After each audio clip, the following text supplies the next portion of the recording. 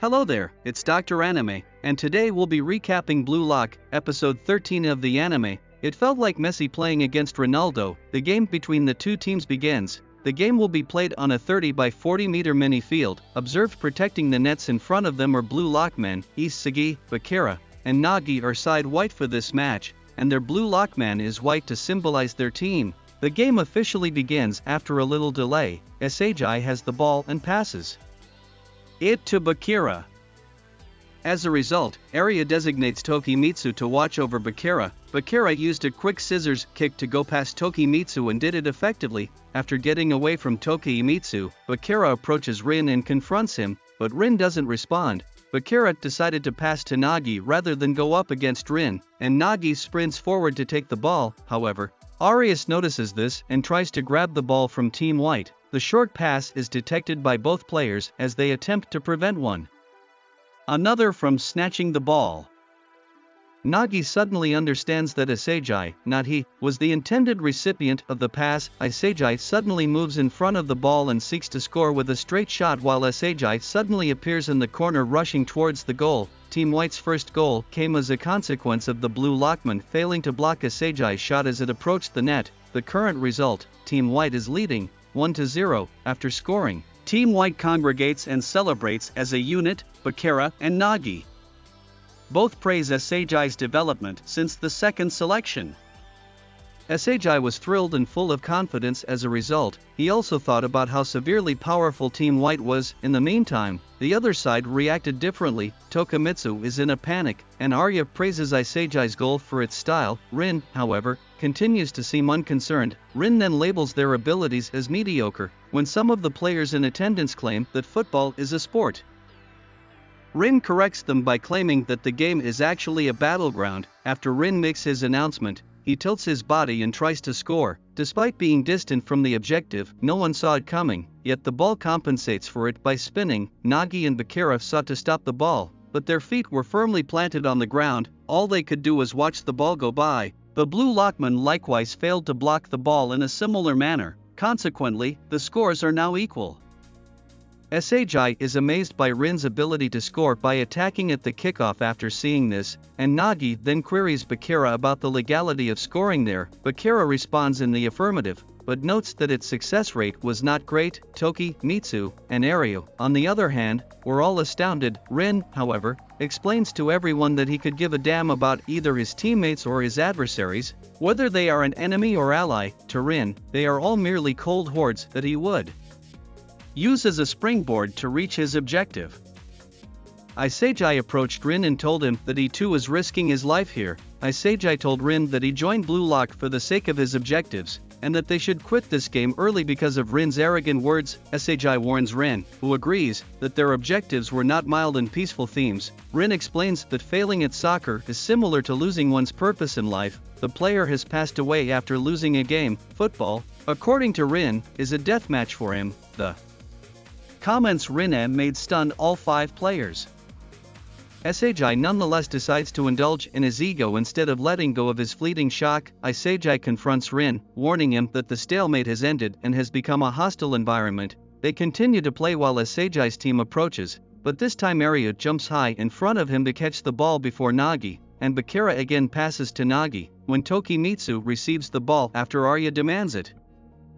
He tries to transfer it to someone else, but Bakura steps in and manages to deflect it in Isagi's direction. Isagi tries to keep the ball in place since losing it may be disastrous, but Aryu manages to kick it from behind because he is tall and has long legs. Isagi scores, and is taken aback by his leap and reach. Team White then regains possession of the ball, and while Arya shields Nagi, Bakura decides to play alone against Tokimitsu, who begins to fear being booted if he loses. He capped, becoming angrier and ultimately charged at Bakura as she passed.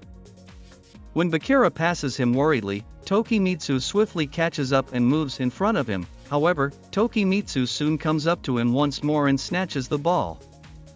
Iseji confronts Tokimitsu, who starts chanting that he has to score a goal. Unable to stop him, Iseji chooses to foul him. He seizes, taking hold of Mitsu's shoulder. Tokimitsu, on the other hand, remains unharmed and continues, leaving Iseji on the ground and amazed at how powerful Tokimitsu is. Then, Tokimitsu scores easily against the blue lock guy to give his team a 3-1 advantage. Iseji understands there are other weird people than Itoshire. They recently met, haven't worked together at all, and are each utilizing their own strengths. Iseji then understands they are probably going to lose because Iseji's squad had played together and understood one another, but there is such a gulf between them. Nagi finds football even more fascinating and is amazed that there are other fantastic players. He expresses gratitude to Aji, saying that it is because of him and reassures him that I'll spice things up. Iseji is shocked that Nagi is suggesting ideas. And when Nagi admits that this is his first time doing so, Bakura and Iseji agree with his plan. He never wants to lose and experience defeat again. As the game progresses, Iseji observes that Nagi is constrained in her movement by Aryu and Bakura's. Tokimitsu disables dribbling. They will lose if they compete with them. Team White therefore plans to maintain a 15-meter distance between each other. With Nagi and Iseji passing the ball as soon as they receive it instead of keeping it, they will gradually chip away at them. But he can't make the decisive shot since Arya is covering Nagi, and so Iseji will be tasked with making the decisive shot since he is unable to. Iseji locates a path and a location where he can take the shot before moving into position to await the pass. However, Itoshire also makes it there and observes that he can see what he can see. Bakura chooses to pass to Nagi since Iseji is blocked, but instead delivers him a ball that is extremely spinning. Nagi then touches the ball softly, deflecting it after realizing Bakura is instructing him not to stop it. He then does a U-turn and sprints past Arya to get to the ball and score. They receive congratulations from Iseji, who adds that he was unaware that such passes existed. He clarifies that Mikich's passes are always flexible. Although his head felt as though it was being forced with a notion by Bakura's pass, Iseji becomes enthused once again and begins to think that they will triumph. Itoshire claims they did not learn their lesson and the two are conversing on the battlefield. He attempts again after the kickoff. Iseji, though, sensed it and made it to the goal in time to use his head to prevent the shot. Iseji claims to be partially baked and that he can see what Itoshire sees. Iseji plans to use his eyes to command the field after learning their fighting methods. Iseji decides to stay in front of the goalie and be ready to respond to anything, while Bakura guards Tokimitsu and Nagi shields Aryu as Itoshire prepares to take the corner kick. Iseji wonders if the ball is fair after Itoshire kicks it. A ticket for Aryu. Itoshire scores for 4-2 by the time the opponent realizes it's a vertical spin direct shot. Iseji questions if he understood the scenario correct. But he is aware that if he went to defend the post, his position would be vulnerable to assault. Iseji thinks that it will be difficult to replicate the chemical reaction between Nagi and Bakura in order to score again and that he has to induce a fresh chemical reaction. Team White continues to deploy their triangle approach. Since they are meant to be strikers, Itoshire wonders how long they plan to keep passing to one another. Iseji is angry because he believes Itoshire underestimates him by wrapping him up so tightly and leaving a large open area behind him.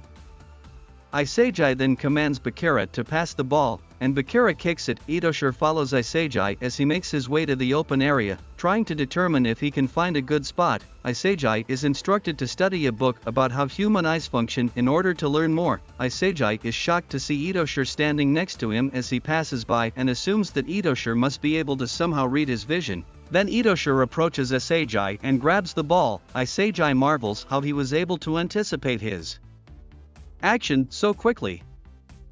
Iseji then comes to the realization that he probably didn't send a goal but was made to go into that position under the impression that he did. That would imply that Itoshire rather than Iseji was in charge of the field. Arya wonders who they should take. Itoshire says it doesn't matter. Tokimitsu makes a suggestion and Arya notes he also wanted him. Arya then calls Bakura to come. Tokimitsu states that Bakura's passes are amazing and Team Red are only good at individual skills, but with Bakura they will become stronger. The announcement then states Team Red wins over Team White with 5-2.